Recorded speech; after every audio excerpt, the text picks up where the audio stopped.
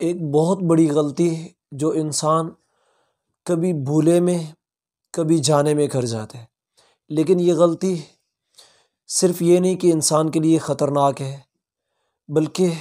انسان کے لیے بعض اوقات جان لیوا بھی ہو سکتی ہے۔ وہ غلطی یہ ہے کہ انسان مصروفیات کی وجہ سے بعض ٹائم اور سم ٹائم اپنی غفلت کی وجہ سے اپنے پیشاب کو، اپنے پخانے کو انسان بلاک کر لیتے ہیں۔ کہتا ہے جی چلے یہ کر لوں تو میں اپنے قضائے حاجت کے لیے چاہوں گا، چلیں یہ کر لوں۔ اب یہ اس کا بوجھ بڑھتا جا رہا ہے، اس کے مثانے پہ پریشر بڑھ رہا ہے، اس کے معدے پہ پریشر بڑھ رہا ہے،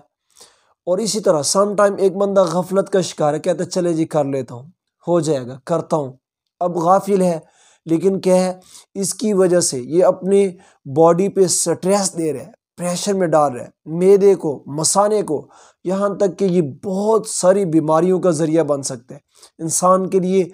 یعنی یوں سمجھیے کہ ہلاکت کا باعث بھی بن سکتا ہے۔ تو اس واسطے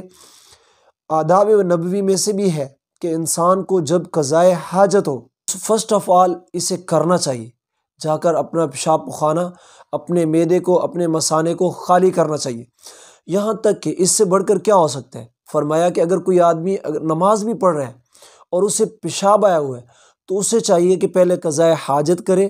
پیشاب کرے، اپنے معدے مثانے کو فری کرے، اس کے بعد جا کر تسلی سے طہارت حاصل کرے اور جا کر نماز پڑھے۔ تو اس واسطے کوئی آدمی اگر بھلے جتنا ہی مصروف کیوں نہیں ہے،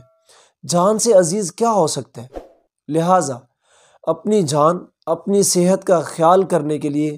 ہمیشہ جب بھی آپ کو قضائے حاجت ہو تو فوراً قضائے حاجت کے لیے جانا چاہیے۔ چلیے اس میں چند ایک آداب بھی شیئر کر دیتا ہوں۔ اسلام پیارا مذہب ہے، قربان جاؤں میں آپ علیہ الصلوۃ والسلام پر کہ ہمیں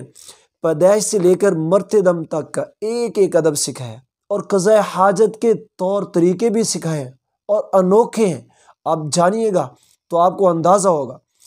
نمبر 1، جب قضائے حاجت کے لیے جائیں، واش روم جانے لگے، ٹوائلٹ میں جائیں